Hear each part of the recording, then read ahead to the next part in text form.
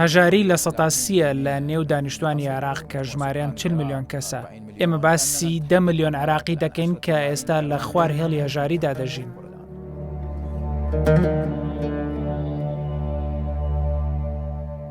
هەژاری لە هەرێم بە شێوەیەکی ڕێژەیە و با کەمتر لە بەشەکانی دیکەی عێراق و لە وڵاتانی دەوروبەریش دەژمێردرێت. لێگەڕە با ئێمەش لەگەڵ ئێوە بیخۆین. ڕەمەزانان ئێمە سەیری دەمی خەڵک دەکەین. بۆ من ناتوانم چارەگە کیلۆیەک گۆشت بکڕم.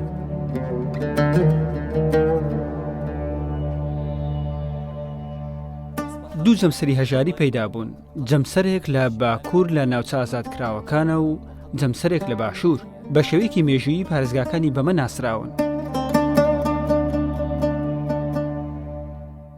چاودێری کۆمەڵایەتی نییە. نابەخوای من بموم موچەی چاودێری کۆمەڵایەتی وەرگرم، نابەخوای بەسەری ئەمە.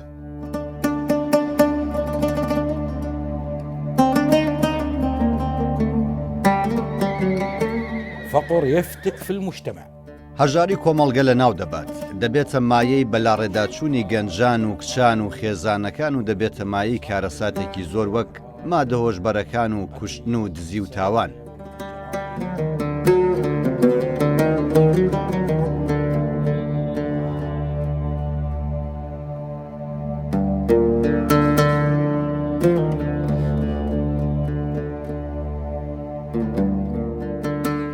عێراق وڵاتێکی هەژار نییە، ڕەنگە لە ئاستی وڵاتە دەوڵەمەندەکانی ناوچەکەشدا بێت. لەگەڵەوەشتا کێشەی هەژاری هەڕەشەیەکی گەورەیە لەسەر داهاتووی ئەم وڵاتە. عێراق لە ڕووی کشتوکاڵەوە وڵاتێکی زۆر دەوڵەمەند بوو، بە خاکی ڕەش ناسرا بوو. خوا یار بێت ئێستەش وایە، بەڵام پێشکەوتنی جیان و پێشکەوتنی ئابووری و پێشکەوتنی پیشەسازی وایان کرد دەوڵەمەندی عێراق لە ڕووی کشتوکاڵەوە لە گۆشەیەکی دیکەوە لێی بڕوانرێت.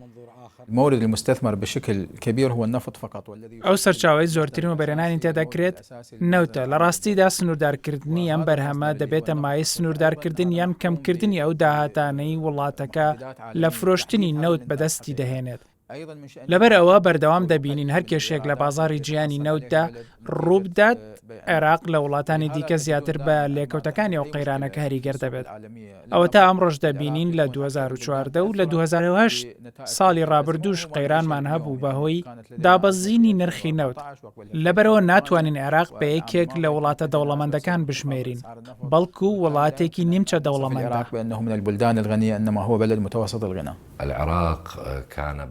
عێراق وڵاتێکی دەوڵەمەند بوو، داهاتی تاک تایدا لە ئاستی داهاتی تاکی بەریتانیایی یان هۆڵندی یان ئەمریکایی و تەنانەت ڕەنگە زیاتریش بوو. أو أكثر من هذا أيضا. سیاسەتی حکومڕانی لە عێراق لە ساڵی 1969 تا بە ئەمڕۆمان دەگات سیاسەتێکی بنیادنەر نییە، بەڵکو بە پێچەوانەوە و لە زۆربەی قۆناغی مێژوویەکاندا لەو ساڵەوە تا ئەمڕۆ سیاسەتێکی ڕوخێنەر بووە.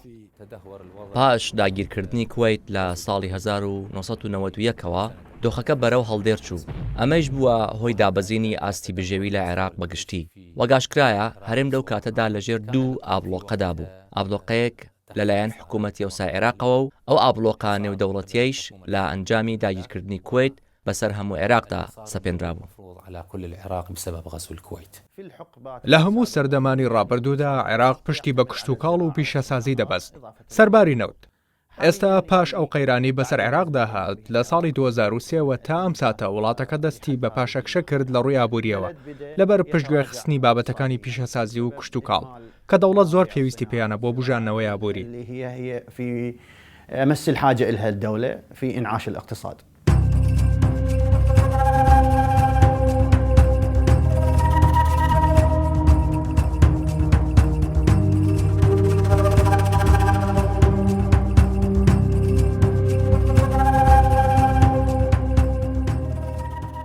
دەستوری عێراق مافی ژیانی بۆ هاوڵاتی عێراقی مسۆگر کردووە، چ مافی نیشتەجێبوون بێت یان مافی ژیانێکی سەربەرزانە.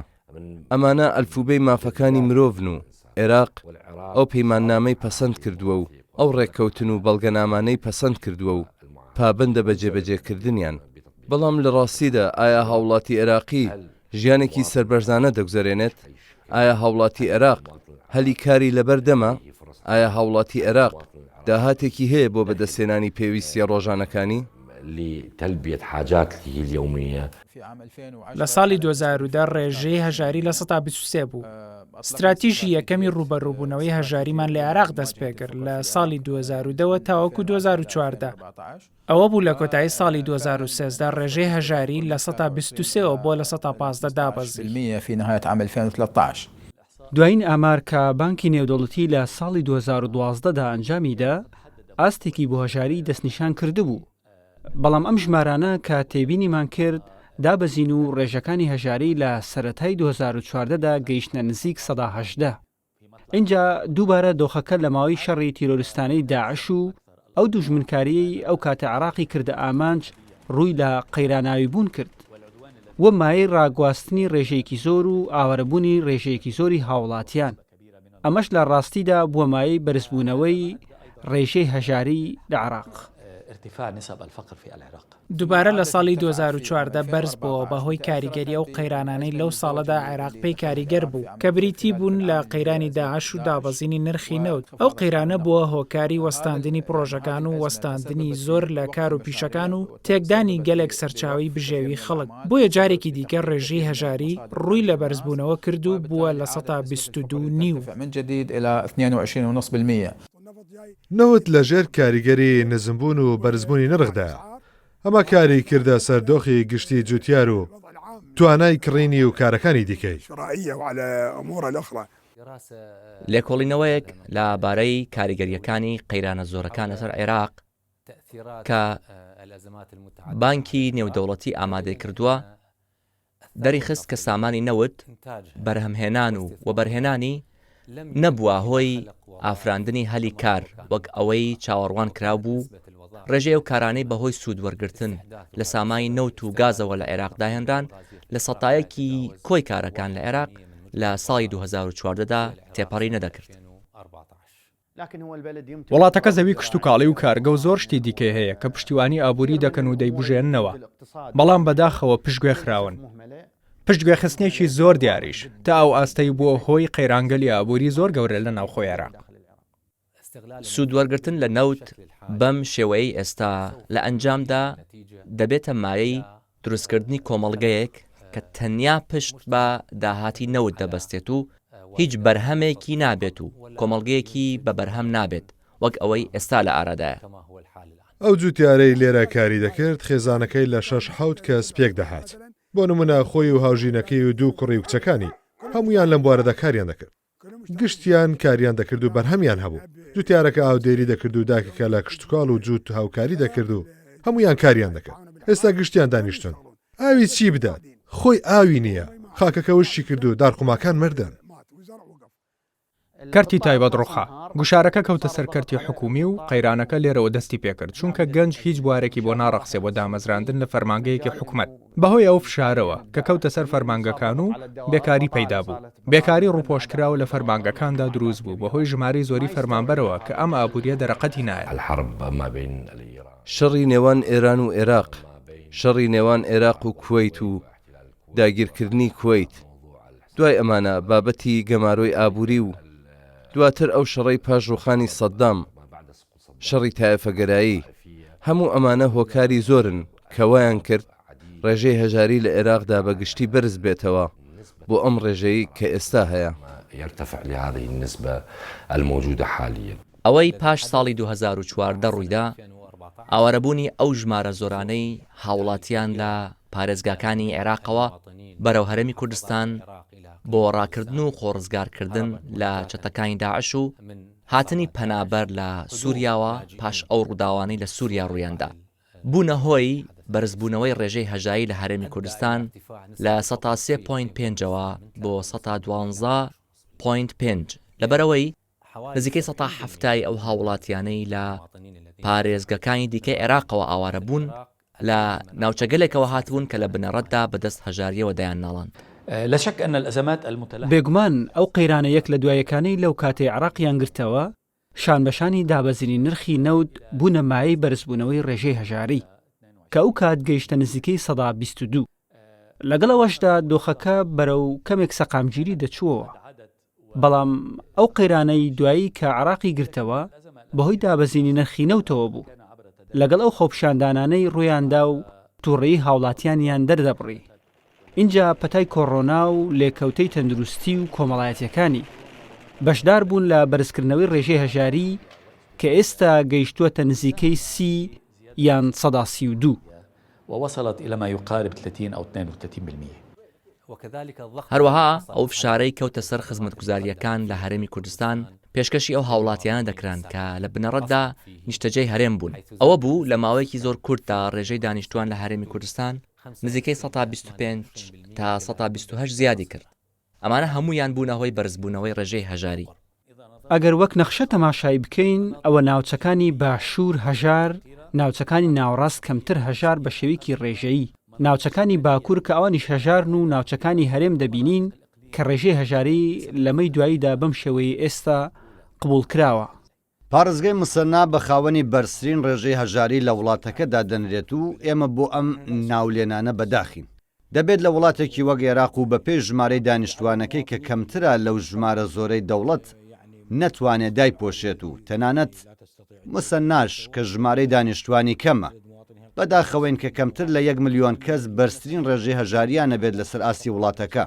في عام 2020 أيضا دخل العراق في نفق أزمة أخرى اللي هي لە ساڵی 2020 عێراق چووە نێو قەیرانێکی دیکەوە کە پەتای کۆڤید-19 بوو لەگەڵ ئەو لێکەوتانەی کە لەگەڵ خۆی داهێنای ئەمە بەڕاستی جارێکی دیکە بۆ هۆی بەرزبوونەوەی ڕێژەی هەژاری لە 120ەوە بۆ لە 131.7 ئەویش لە نیوەی دووەمی ساڵی ڕابردوو. ئەم ساڵ لە 2021 دوای بەرزبوونەوەی نرخی نەوت و سبکردنی ڕێکارەکانی کۆڤید-19 ڕێژەی هەژاری کەمێک دابەزی و لە 131.7ەوە بووە نزیکەی لە 129.5 یاخود لە 130 من 31.7 إلى حوالي 29.5 أو 30%. ويجب الحقيقة النظر إلى ذلك لە ڕاستیدا پێویستە بە ئەو پەڕی گرنگیدانەوە لەمە بڕواندرێت بە تایبەتیش کە دۆخەکە هێشتا قەیراناوی تر دەبێت لە چوارچێوەی بەرزبوونەوەی بەرچاوی توشبوون بە پەتای کۆڕۆنا و ئاستی کاریگەری لەسەر ژیانی ئابووری کۆمەڵایەتی سەرباری ئەمەش لێکەوتەکانی ئەو قەیرانەی ساڵی ڕابردوو عراقی گرتەوە تاوەکو ئەمڕۆ ماون و هێشتا ئاساوارەکانیان ڕنگدانەوەیان بەسەر هاوڵاتیانەوە هەیە بە تایبەتیش لەلایەن توێژە هەژارەکان و پەراوێزخراوەکاندا والفئات الفقيرة والفئات المهمشة. زغەیر لە کۆچەریەکانی بادیەی موسەنایە تا چەند ساڵ لەمەوبەر با ژەڵداری بژێوی خۆی و خێزانەکەی دابین دەکرد. پێشتر مەڕدار بووین ڕەشماڵ نشین بووین لە ڕەشماڵدا دەژیاین ڕەوەند بووین ئەم سەر و ئەو سەرمان دەکرد دەچوینە بیابانی سەماوە لە ڕۆژانی بەهاردا دەچوینە بیابان کاتێک دەبۆ بەهار و کە هاوین دەهاتەوە دەگەڕاینەوە گوندەکەمان ساڵانێکی قات و قوڕی هاتن و مەڕەکانمان چوون نەمان ئالیگ نەبوو زەوی لەوەڕ نەبوو مەڕەکانمان فرۆشت خواردمان ئیتر چوون نەمان دۆخی داراییمان خراپ بوو دوای لێرە نیشتە جێ بووین ئەم شوێنەمان دۆزیەوە لەم ناوچەیە ئیتر یەکێک بلۆکی بۆم هێنا یەکێک دەرگەی بۆم هێنا شتەکانمان پێکەوەنا ئەم خانۆمان دروست کرد تێیدا نیشتە جێبووین و هیچی دیکە نییە لە دەرەوە لە بەخ نەکراوە ئەوەتە ببینە هەمووی لێرەوە درزی بردووە ئەهام بزانە چۆنە ئەمە درزی بردووە ئەمە هەمووی تەقیوە ئەگەر کەمە ڕەشەبایەک ڕوومان تێبکات بە بارانێکی بەلێزمەوە ترس دامان دەگرێت دەچینە دەرەوە لە خانۆکە نامێنین دەترسین بەسەرماندا بڕمێت کە ئەتێکەش گەرما دێت نەفێنک کەرەوەمان هەیە نەساردکەرەوە هیچ شتێکمان نییە خواوەکیلە لە کاتی گەرما توێنێتی دەمان خنکێنێت واماینەوە هیچمان نییە نەموچێکم هەیە هیچم نییە هیچ تەنی ئەجوامێران نەبن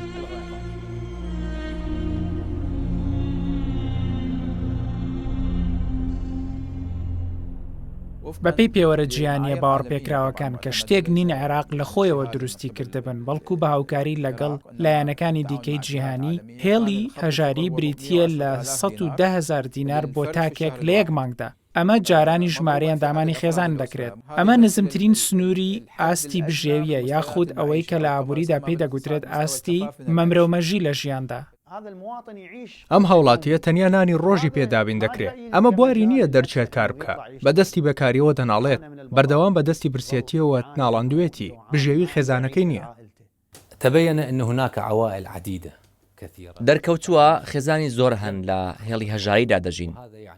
ئەمەش بە واتەیە دێت ئەگەر ناوچەکە ڕوبەڕووی هەر قەیرانێکی لە ناکاو بێتەوە، وەک ئەوەی لە ساڵی 2020دا ڕوویدا لە دوای قەیرانە ئابوووریەکە و بڵاوبوونەوەی پەتای کۆڕۆنا، خێزانگەلێکی زۆر کەوتنە ژێر هێڵی هەژاری. عوائل عديدة أصبحت تحت خط الفقر. ئەوانەی لە ژێر هێڵی هەژاریدان لەوانەیە لە هەر ساتێکدا سەرکەون بۆ سەر و هێڵی هەژاری بەهۆی کاریگەری دۆخی ئابووری و دارایی وڵاتەوە. ئەوانەی لە سەرۆی هێڵی هەژارین چەند ئاسێکیان هەیە و ئەوانەشی لە خوار هێڵی هەژارین چەند ئاسێکیان هەیە. هەیە لە ژێر هێڵی هەژاریە بەڵام لە خواری خوارەوەیە، یان لە ژێر هێڵی هەژاریە بەڵام لە هێڵی سەر و هەموو ئاسانە لە وەزارەتی پلاندانان لێکۆڵینەوەیان لەسەر کراوە. بۆیە گەشتناوەی پارێزگای مسەنا خاوەنی بەرزترین ڕێژەیە لە هێڵی هەژاری تم رفع الخط هذا قليلا. ئەم هێڵە کەمێک بەرز کرایەوە بۆ ئەوی بتوانێت لەگەڵ دۆخەکەدا گونجاو بێت. ئێستا پاش بەرزبوونەوەی نرخی دۆلار، ڕێژەکە بەرز کرایەوە بۆ نزیکەی 130,000 دینار بۆ ئەوەی لەگەڵ ڕێکارەکانی حکوومەت و پێویستیەکانی هەژاران لە عێراق گونجاو بێت. الحكومة تتناسب ويا ما يحتاجه الفقراء من دعم في العراق. بەپێی لێکۆڵینەوەیەکی وەزارەتی پلاندانی عێراق کە لە کاتی خۆی لەگەڵ بانکی نێودەوڵەتی و ڕێکخراوی یونیسف ئەنجامیداوە و چەند گریمانەیەکی جیاجیان بەکارهێناوە، لەوانە گریمانەی داخستنی تەواو و داخستنی بەشەکی و بەرزبوونی نرخی کاڵاخۆراکیە بنەڕەتیەکان بە ڕێژەگەلێکی دیاریکراو دەریخست. لەو کاتەدا واتە لە نیوەی دووەمی ساڵی 2020 هەژاران نزیکەی 134 کۆی گەلی عێراق بوون.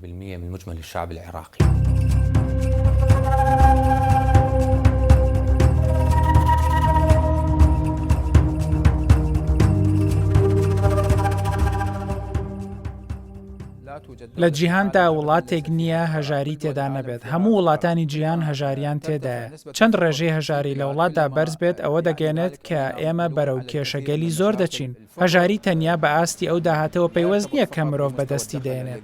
هەژاری پەیوەستە بە فێرکردن و بە تەندروستی و نشینگەوە. بە بابەتی دیکەشەوە پەیوەستە کە بە واقعی ژیانی مرۆڤەوە پەیوەستم.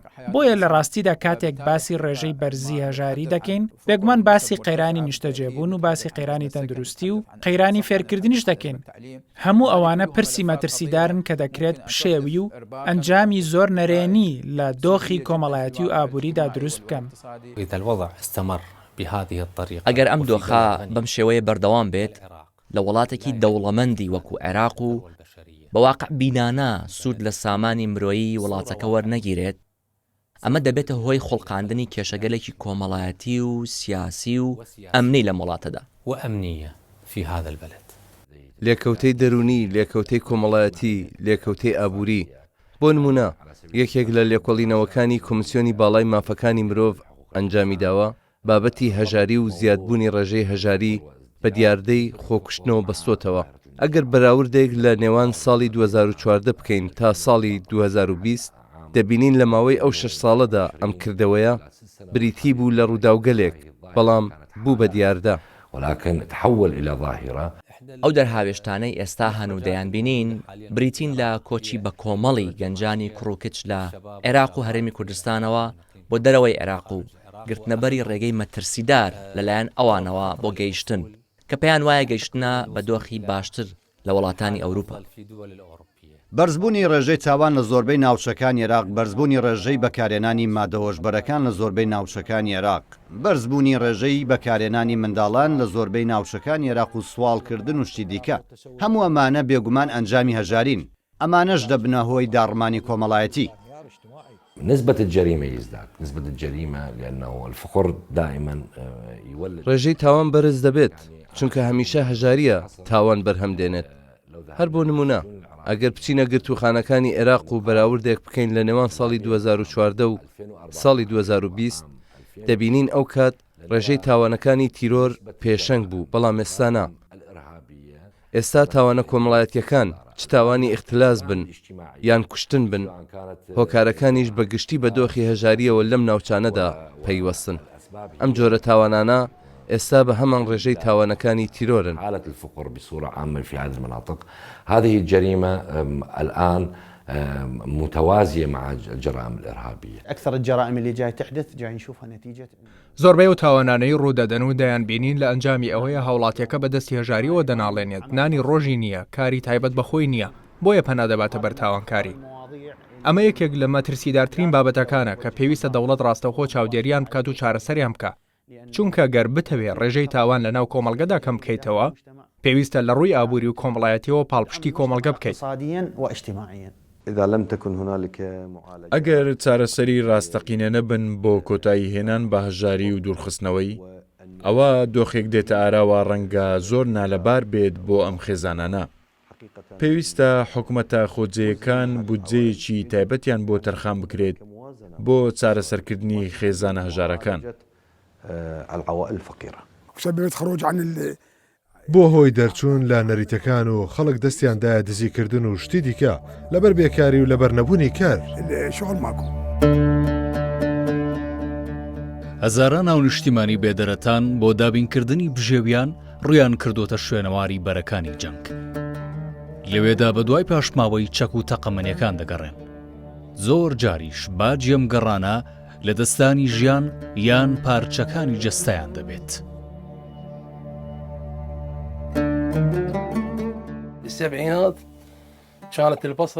لە حەفتاکاندا بەسڕە بە شێوەیەک بوو ڕەنگە دووبەی لە ئاستیدا نەبێت. کۆمپانیابیانیەکان پڕ بوون لە ئەمریکی و یۆنانی و دانیمارکی و خاوەنی هەموو ڕەگەزنامەکان لەم بەسڕەیە بوون و خەڵک ژیانێکی خۆش دەژیان. من لەوان بووم. ئەو کات گەنج بووم. لەم کاتەدا موچەکەم 150 دینار بوو. دەزانن 150 دینار چەند بەهای هەبوو؟ یەک خێزانی بەڕێوە دەبرد. یەک خێزانی چی بڵێ دووسێ خێزان پێی دەژیان. شەڕی عێراق و ئێران هات و تەڕ و وشکی دارزاند. ڕۆی ئەوەی گەنج بوو لە چ دۆخەیەکەوە کەوتە چ دۆخێک. ئەوەی کەم ئەندام بوو ئەوەی ماڵوێران بوو ئەوەی لە ناو چوو. شەڕ من بە گەنجی کرامە سەرباز بە پیری دەرچووم. سەر و ڕیشم سپی بوون. کە دەرچووم تووشی شۆک بووم. بەوەی خاوەنی هیچ نیم. تەماشای منداڵەکانم کرد و تەماشای هاوژینەکەم کرد و گوتم باشە ئەمە چۆن دەبێت چ بخۆین چی بخۆینەوە. ئیتر ناچار بووم دەرچم بە دوای پارچە ئاسن و وایەردا بگەڕێم ئەوانەی لە ژێر زەویدا داپۆشرابوون دەرم دەهێنان.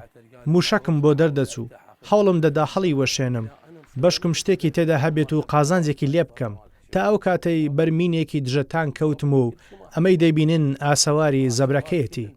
بەرکەوتم و هیچم پێ نەبڕا. هەموو گەنجێتیم چوو وێران بوو. من هەر نیم هەزاران هەزار هەن لە گەنج و پیر و ژن و منداڵ. چ خەڵکێک لە ناو چوون ماڵ وێران نییە. بەخوا تا ئێستاش وێرانی بەردەوامە. لحد هاي اللحظة أكو دمار لحد هاي اللحظة.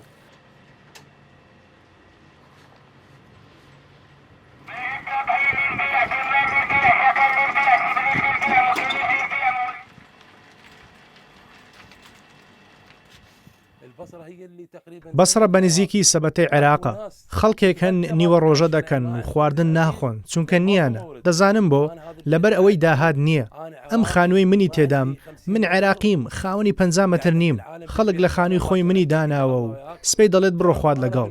دەزانید من لە بارانەکەی پاردا بەخوای گەورە بەم ڕۆژە پار لەبەر بارانەکە ئەم ماڵە 12 شەو پڕ بوو لە ئاو. لەبەر ئەوەی بارانەکە بەلێزمە بوو زەویەکەی بوو بە ئاو. بەخوای لەلایەکی چێشتخانەکە دەخەوتین.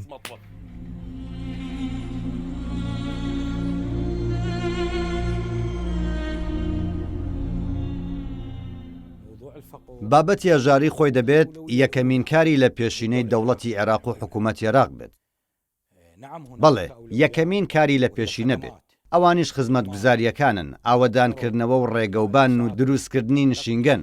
بەڵام بە بۆچوونی کەسی خۆم پێم وایە پرسی هەژاری دەبێت یەکەمین یەکەمایەتی بێت چۆن بابەتی هەژاری نەهێڵین.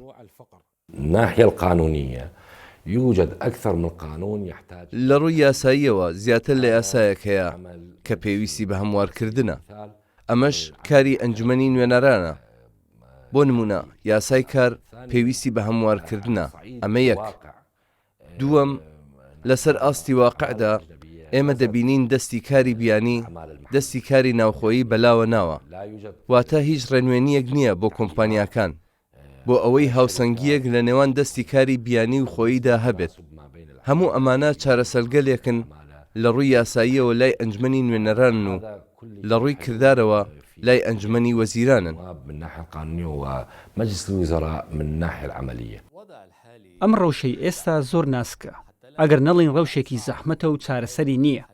بۆیە ئێستا دەبێت فۆکس بخەینە سەر پاراستنی ئەو توێژانەی بە شێوەیەکی گەورە کاریگەری ئەم قەیرانەیان لەسرە. مەبەستم لەمە ئەو خەڵکانەیە کە مناڵیش بوون و بە شێوەیەکی ڕۆژانە کاریان دەکرد. ئەو کەرتە ناڕێکخراوەی کە لە ڕێی فەرمانی حکومیەوە موچەوەرناگرێ. هەموومانە لەو توێژانن کە زەرمەند بوون و دەبێت ڕەوانەی داڕشتنی پرۆگرامێکی کۆمەڵایەتی بکرێن بۆ ئەوەی پشتیوانی بکرێن و باری گوزەرانیان باشتر بکرێ، چونکە ناکرێت بەردەوامی بەم واقعی ئێستا بدرێ. الأموال التي ترصد في قانون ئەو پارەی لە یاسای بودجەی گشتی فیدراڵی تەرخان دەکرێت لە ڕێی وەزارەتی کار و کاروباری کۆمەڵایەتی خەرج دەکرێت بە شێوەیەکی مرکەزی و فیدرالیە. ئەم پلانە پلانێکی ناکارایە بۆ زاڵبوون بەسەر ئەو هەژاریەی کە لە پارێزگاکاندا هەیە. بۆیە پێویستی بە دەرکردنی یاسای ئەوتۆ هەیە کە پابەتمان بکات بەوەی سەرجەم خێزان هەژارەکان ئەم هاوکاریەی بۆ هەژاران تەرخانکراوە بیانگرێتەوە. هذه الإعانات المخصصة للفقراء. تەرخانکردنی پارە و پارچەزەوی بۆ بەرزکردنەوەی ئاستی بژێوی خێزانە عێراقیەکان. ڕەخساندنی هەلیکار هەروە کرانەوەی بوار بۆ گەشەکردنی زیاتر بێگومان ئێمە هیوامان با کردێکی گشتی گەورەتر هەیە. بەڵام لە هەمان کاتدا چاومان بڕیوەتە گرنگی ڕەخساندنی هەلیەوە بەرهێنان لە کردی تایبەتدا. کردی تایبەت بوار لە بەردەم هەلی زیاتر دەکاتەوە، بە تایبەتی لە عێراق و لە کۆمەڵگەیەکدا کە ڕێژەی گەنجی زۆرە. دەبێت بە هەموو توانامانەوە کار بکەین بۆ ڕاکێشانی ئەم گەنجانە بۆ نێو چوارچێوەیەکی ئەرێنی و بەرهەمهێن. بەو جۆرەش هەلی کار بڕەخسێنین و باری بژێوی ژیانیان باشتر بکەین. ئەمە سەرباری باشترکردنی کواڵیتی ئەو خزمەتگوزاریە بنچینەیانی پێشکەشی هاونیشتمانان دەکرێت. مەبەستم ئاو و کارەبا و خزمەتگوزاریە بنچینەکانی دیکەیە کە ڕێگە بە کەوتنەوەکاری چەرخەی ئابووری دەدەن.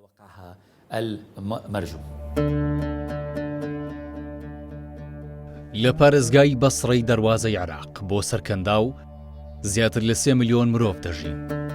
یوسف وەک خۆی دەڵێت ژیانی بەڕەنجکێشان و ماندوێتی بەسەر بردووە و ڕۆژانی شادی نەبینیوە. لەگەڵەوەشتا دەبێ خۆی بە بەختەوەرتر بزانێت لە هەزاران دانیشتوانی پارێزگاکەی کە بەدەست بێکاریەوە دەناڵێنن. مانگی 4 1976 لەدایک بووم. لەو کاتەوە هەتا ئەمڕۆ ساڵ لە دوای ساڵ وردە وردە گەورە بووم و بوومە گەنجێک. 12 ساڵان بووم کە دەستم بەکار کرد، پاشان بوومە سەرباز. اینجا براکەم مرد، مینێکی پێدا تەقی و کوشتی. خۆم چوم لە ناو کێڵگەی مینەکە دەرم هێنایەوە، پارچە پارچە بوو ماڵمان وێران بوو. سوپا لەو لاوە بەشێکی ژیانی بردم. لەم لاوە ئیش و پەیداکردنی بژێوی بە کورتی زۆر ماندوو بووم.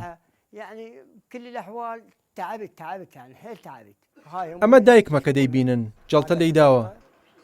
2 فلس پەیدا دەکەم، دەبێ یارمەتی ئەویش بدەم. سرم لێ شێواوە بەخوا. خانشینیەکەی باوکم بە 2 مانگ جارێ وەری دەگرین 300,000. باشە 6 ڕۆژ چۆن بە 300,000 دەژیت؟ هیچ ناکات. بۆ دکتۆر، بۆ نەخۆشی، بۆ میوان. من ڕۆژانە لە بەیانی زوو دەردەچم، نیوەڕۆ دێمەوە. هەندێک جار 15 و هەندێک جار 10,000 دەستەکەوێت. ژیانم بەخوا و بم پارچە ئاسنەیە. پارەم دەست بکەوێ نان دەخۆین و نەبێ ناخۆین. نەجلوبەرگێکی خاوێن وەکو ئەو گەنجانە خەڵک جیلی جوان لەبەر دەکەن و لەگەڵ منداڵەکانیان لەگەڵ ژنیان دەچنە دەرەوە. منەم شتانەم نییە. باشە من خۆم بێبەش دەکەم لە جلوبەرگی خاوێن لە پێناوی ئەوەی خێزانەکە ماسوودە بن. ئابەم جۆرە باشە ئیش دەکەم و دەڵێم قەیدی نییە تەحملی برسێتی و تینوێتی دەکەم لە پێناوی ئەوەی نانێک پەیدا بکەم و بیکەم بە گەرویاندا. تەنیا ئەوەندە. نازانم خەڵ لەکوێ دێنن. ئایا باشترە بچم تاڵام بکەم و بدزم؟ ئەوە باشترە؟ ئێوە ڕازی دەبن؟ ڕازی دەبن بچم بەسەر هەژارێکدا بدەم و پارەکەی بدزم؟ یان ئەو پارووە لە دەمی بڕفێنم کە بە هیلاکی پەیدا کردووە و بە زۆر لێی بستێنم؟ یان ئۆتۆمبیل بڕفێنم و بتەقێنمەوە ئێ نابێ منیش لەخوای خۆم دەترسێم دەبڕوان نەو خەڵکە ئەو وێرانەیە ئەو گەنجەی کە لە جلوبەرگ مەحرومە لە پیاسە و گەڕان و لە هەموو شتێک بۆچی ئێستا ئەوە من لە دایکبووی 1976م لەو سەرەوە هەتا ئێرەم بە کوێرەوەری هێناوە بەخوا هەندێک جار بەسرم دادێ دەڵێم هیچ چارەیەکم نییە جگە لە خۆکوشتن خۆم دەکوژم و ڕزگارم ببێ بەسێ بێزار بووین ماندوو بووین ئیش لەکوێ بێنم نییە ئێمەش هەر منداڵ ئێم گەلە نین پێویستمان بە خواردن و خواردنەوە نییە باشە کاتێک دەمرین بمرین و یەک ڕۆژمان لەم ژیانە بە ئاسوودەیی بەڕێ نەکردبێ الموت وان شايفين يوم بحياتنا مرتاحين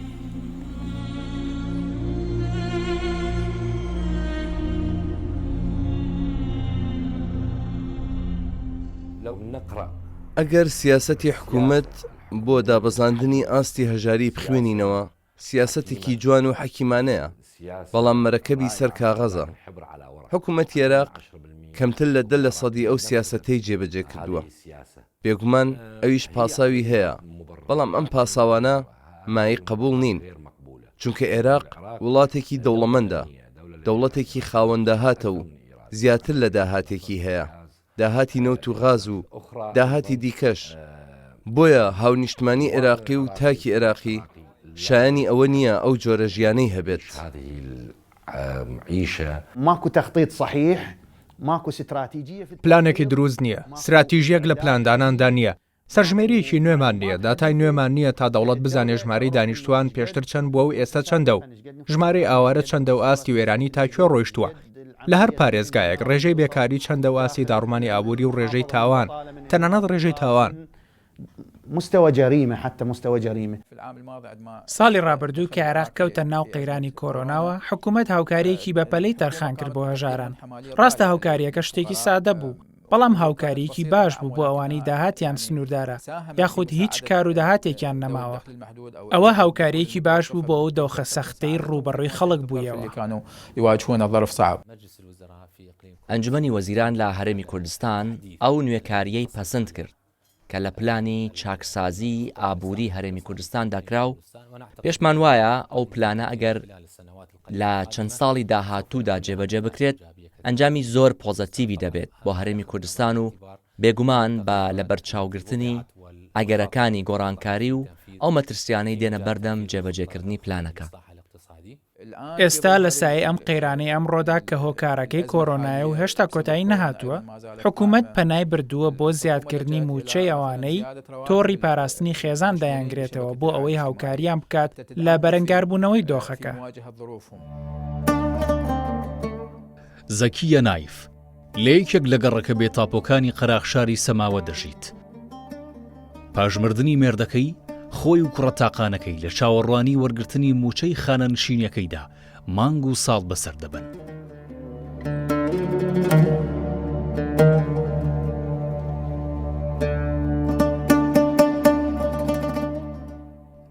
بانکرا بۆ سەربازی و ڕۆیشت. دواتر خزمەتی سەربازەکەی تەواو کرد و داوای خانەنشینی کرد. ئێمەش بەکرێی ڕۆژانە کارمان دەکرد. خودا بردیەوە و ئێمە ماینەوە. موچەکەیان ڕاگرت. گوتیان ساڵێکی پێدەچێت تا دێتەوە. بەڵام هێتا ئێستا نەگەڕاوەتەوە. ئێستا لەسەر خێری خەڵک دەژین. خەڵک خواردن و هاوکاریمان بۆ دێنن. تا ئێستا ساردکەرەوەیەکمان نییە. پێویستم بە ساردکەرەوەیە. لەسەر خەڵک دەژین. چاومان لە کەرەمی خوا و ئەهلی بیتە. پارەی پاراستنی کۆمەڵایەتی نەوەڵا وەرم نەگرتووە. هیچم وەرنەگرتووە. بەڵام خەڵک یارمەتیمان دەدەن. دەڵێن هەتا موچەکەتان بۆ دەگەڕێتەوە.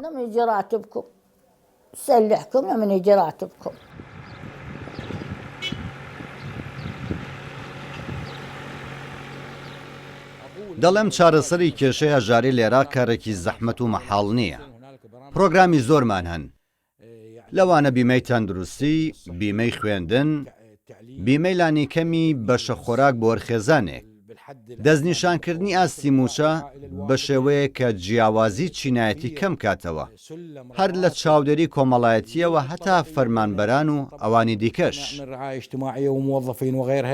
من جانب آخر أيضا ضمن سياسة لە چارچەوەی سیاسەتی تواناسازی ئێمە هەمیشە باسی تواناسازی هەژاران دەکەین نەک ئەوەی بە شێوەیەکی کاتی لە ڕووی داراییەوە هاوکاریان بکەین. تواناسازی لێرەدا جیاواز و مانایەکی دیکەی هەیە. بەو مانایەیە کە ئەم مرۆڤە بۆچی هەژارە لە ڕێگەی بەخشینی بڕێک قەرز کە هاوکاری بکات لەوەی پرۆژەیەکی پێدا بمەزرێنێ تەنانەت ئەگەر پرۆژەیەکی بچووکیش بێت بەڵام هاوکاری بکات لە دابینکردنی داهاتێکی بەردەوام یان هەلێکی کاری بۆ بڕەخسێنێت لە بوارێکی دیاریکراودا تاوەکو دڵنیا بێت کە سەرچاوەیەکی دارایی هەیە و دەتوانێت هاوکاری بکات لە بەرەنگاربوونەوەی ئەو ڕەوشەی تێیدایە. مورد مالی ممكن أن يعين ويساعد في مواجهة الظروف. ئەو برا پارەی پێ دەدرێت پێویستە بڕێک بێت بتوانێت پێداویستەکانی پێپڕ بکاتەوە بۆ ئەوەی لە حاڵەتی هەژاریەوە بچێتە حاڵەتێکی ئاسایی. اقتصاد يعتمد اعتماد كلي على النفط. ئابووری بە تەواوەتی پشت بە نەوتەوە دەبەستێت بۆیە بەرزبوونەوەی نرخی نەوت عراق پشوو دەدات بەڵام بە نزمبوونەوەی نرخی نەوت عراق بەرەو قەیران دەبات بۆیە زۆر گرنگە چاو بەو ئابووریەدا بخشێنرێتەوە یانیش هەموار بکرێتەوە بە شێوەیە کە دەرفەت لە بەردەم کەرتەکانی دیکەی نانەوتی بکرێتەوە بە مەبەستی گەشەسەندن و ڕەخساندنی هەلی کار و لە خۆگرتنی توانای گەنجەکانی عراق. الطاقة الشبابية التي هي في العراق. ئەو نەوەیە ئەگەر بێت و پاڵپشتیان نەکرێت و ئاراستەیەک نەبێ بۆ لە خۆگرتنیان پێم وایە وڵات بەرەو وێران بوون دەچێت. فإذن إصلاح للاقتصاد تنوع. بۆیە چاکسازیکردن لە ئابووری هەمەجۆرکردنی بواردان بە ڕەخساندنی ژینگەیەکی گونجاو بۆ بەرهێنانی کەرتی تایبەت و ڕووکردنە ئەو کەرتانێک کە نانەوتین وەکو کەرتی کوشتتوکاڵی کە لە ڕابردوودا عراق تایبەتمەندی لە بوارەدا وەرگرت بوو بەکارهێنانی تەکنۆلۆژیای نوێ لە بواری کوشتتوکاڵی و جارێکی دیکە عراق بکرێتەوە بە بازارێک بۆ بەرهێنان و هەناردەکاری دەرەوە چاو بخرێتە سەر بەرهەمهێنان و کەرتەکانی وەبەرهێنان. النظر إلى القطاعات المنتجة. با پرۆژەکان دەستمان پێکرد کاتێک کە زەویەکت هەیە وڵات پێویستێتی پرۆژەیەکی لەسەر جێبەجێ بکات بە دڵنیاییەوە ئەو پرۆژەیە وا دەکات ئەو شوێنانەی بە هەمەڕەچی دروستکراون چۆڵ بکرێن هاوکات بە شێوێکی وا قەرەبووی ئەو خێزانانە بکرێتەوە کە بتوانن لە شوێنێکی دیکە نیشتەجێ ببن. ئەگەر بچینە ناوچەکانی پارێزگاکانی باشوور دەبینین زەویەکی یەکجار زۆر هەیە کە هی حکوومەتە و سەر بە وەزارەتی دارایی و یان وەزارەتی کشتتوکاڵە بۆچی حکوومەت ئەو زەویانە دابەش ناکات هەموو خێزانێکی عێراق پارچە زەویەکی پێ بدرێت لەگەڵ قەرزێک بۆ کارەکەیان ئەمە یەکێکە لەو چارەسەریانەی لە دەستی حکوومەتی عێراقا وای نابینم ئەو هەنگاوانەی نراون هەنگاوی جددی بن چ ئەو حکوومەتە چ حکوومەتەکانی ڕابردووش سواء كان من هذه الحكومة أو الحكومات السابقة. ولكن الأهم من كل شيء محاولة ئەوەی لە هەموو شتێک گرنگترە ئەوەیە پێویستە ئەو چاکسازیە گشتگیر بێت بە جۆرێک بێت کە تەنیا گەنجان لە بەرچاو نەگرێت بەڵکو ئافرەتانیش بخرێنە بازاڕی کار و پەرە بە تواناکانیان بدرێت. عراق لە نێوان دوو کەوانە ئەو وڵاتەیە کە کەمترین ئافرەتی خستۆتە بازاڕی کار دەبێت لەو بارەیەوە کار بکرێت بە تایبەت گەنجانێک هەن چ کوڕ چ کچ چێژ لە توانا و کارامەیەکانیان دەبینن ئەمەیەکێکە لەو کارە بنچینەیانەی دەبێت ڕوبەڕووی ببینەوە. بۆیە وەکو لە سەرەتا گوتم پێوانەکردنی هەژاری پێویستە پێوانەکردنێکی تەواو بێت. الفقر يجب أن تكون مقاربة متكاملة وهذه السياسات تم ترجمتها حاليا. ئەو سیاسەتە ئێستا وەرگێڕدراوە بۆ استراتیژیەک کە پێی دەگوترێت استراتیژی کەمکردنەوەی هەژاری وەرگێڕدراوەتە سەر واقعێک کە لە ڕێگەی پێشکەشکردنی خزمەتگوزاری لەو گرفتانەی کە لە لێکۆڵینەوەکاندا دەستنیشان کراون. ئەو استراتیژیە بۆ کۆتایی ساڵی 2022 بوو بەڵام ئێستا دەستگای ناوەندی وەزارەتی پلاندانان لە بەغدا و وەزارەتی پلاندانان لە هەرێمی کوردستان وای دەبینن ئەو استراتیژیە وا پێویست دەکات نوێ بکرێتەوە بە پشتبەستن بە ئاماژەکان و ئەو داتانوێیانەی هەن لە ئەنجامدا ئەگەر وەکو کێشەیەک مامەڵە لەگەڵ پرسی هەژاری لە عێراق و هەرێمی کوردستان نەکرێت ئەوە ئەنجامەکەی پێچەوانە دەبێتەوە و سەردەکێشێت بۆ کێشەیەک کە ناتوانرێت بخرێتە پلانێک بۆ ئەوەی چارەسەر بکرێت. وضع خطط لمعالجته. ئەگەر بەڕاستی دەتەوێت ڕوبەڕووی هەژاری ببیتەوە دەبێت هەلیکار برەخسێنێت. هەژاری پێوەستە بە داهات هەژاری پێوەستە بە خزمەتگوزاریەکان هەژاری پێوەستە بە فێرکردن تەندروستی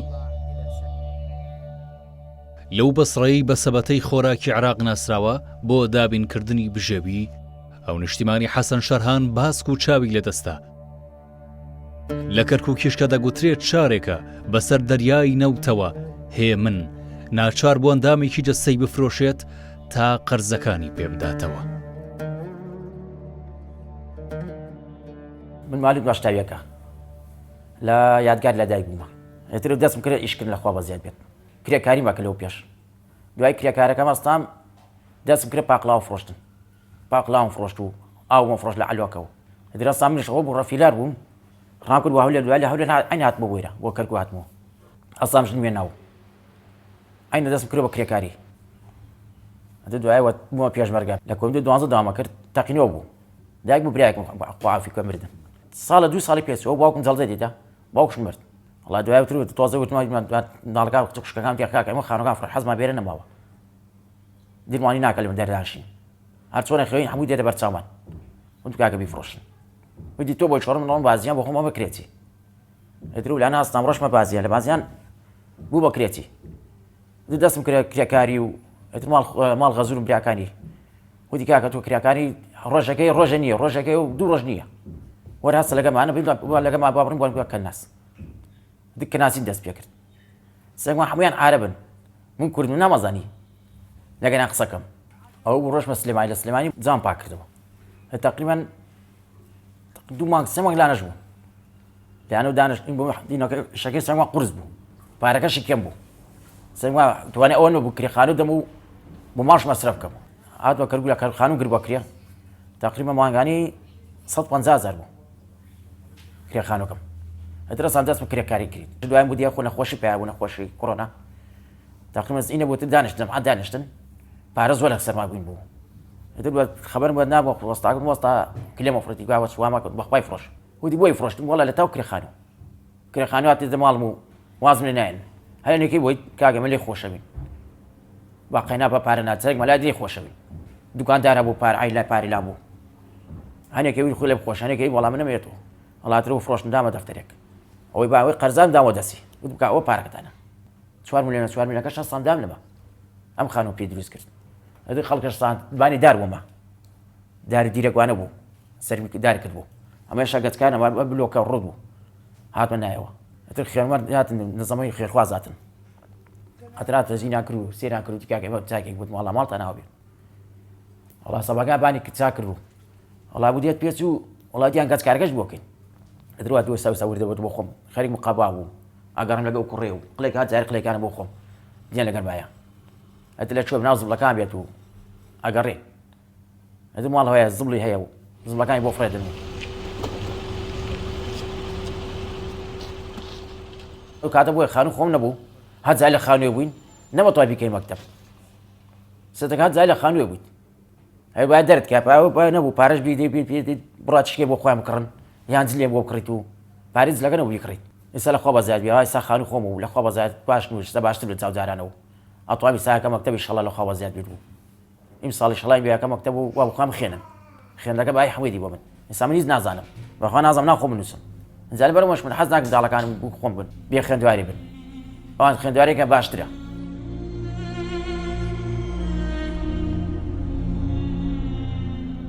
چۆن دەتوانی گەنجێک ببیتە نێو باساڕی کار ئەگەر سەرەتا فێر نەبوو بێت و لە نێو پرۆسی خوێندندا نەبوو بێت لەبەر ئەوە پەروەردە خاڵێکی سەرەکیە چۆن دەتوانێت فێر ببێت ئەگەر بێت و تەندروستیی باشی نەبێت ئێمە سەرمایە مرۆڤ دەبینین کە خۆی لە پەروەردەیەکی باش و تەندروستێکی باشدا دەبینێتەوە اینجا دەتوانێت بچێتە نێو بازاڕی کارەوە ئەوە لەسەر ئاستی داخوازی بەڵام لەسەر ئاستی پەیداکردنی هەل دەڵێم و دەیڵێمەوە کە گرنگە دووبارە چاکسازی ئابووری بکرێت و فرەجۆری ئابووری هەبێت دابینکردنی هەلی کار هەبێت ڕەخساندنی بوار بۆ کەرتی تایبەت و بۆ ئەوی وەبەرهێنان لە عێراقدا بکات چونکە وەبەرهێنانی کەرتی تایبەت چارەسەری کۆمەڵە گرفتی گەورە دەکات وەک کەرتی بانکی کە دەبێت کەرتێکی بەهێز و بەتوانا بێت بۆ ئەوی کەرتی تایبەت و وەبەرهێنانەکانی لەخۆ بگرێت کەرتێک بێت کە بتوانێت قەرز بداتە دام و دەستگا بچووک و مامناوەندەکان هەروە قەرز بۆ گەنجان ئەوانەی کە دەیانەوێت کاری تایبەت بکەن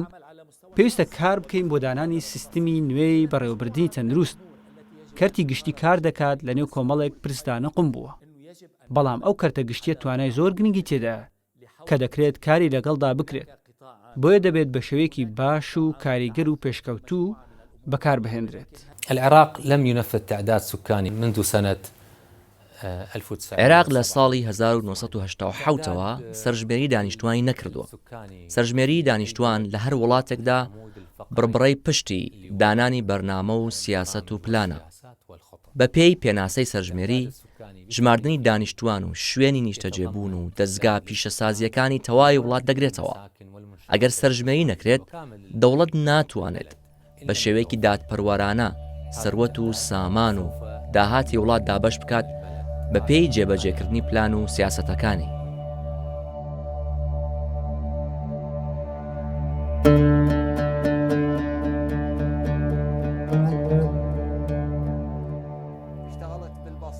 لە بەسڕا کارم کردووە، لە نەجەف کارم کردووە، لە سلێمانیش کارم کردووە. بۆ کارکردن بۆ زۆر شوێنی دوورگەڕام چوومەوە بەغدا. لە بەغدا و ئەو شوێنانەی کاری کرێکاریم کردووە بەڕاستی هیچ سوودێکی نییە.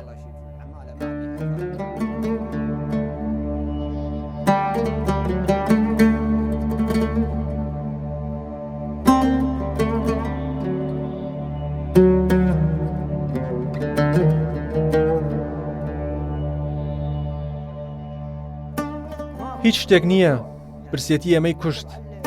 بە هیچ شتێک ڕناگەین، نازانم بۆ کوێ بڕۆین.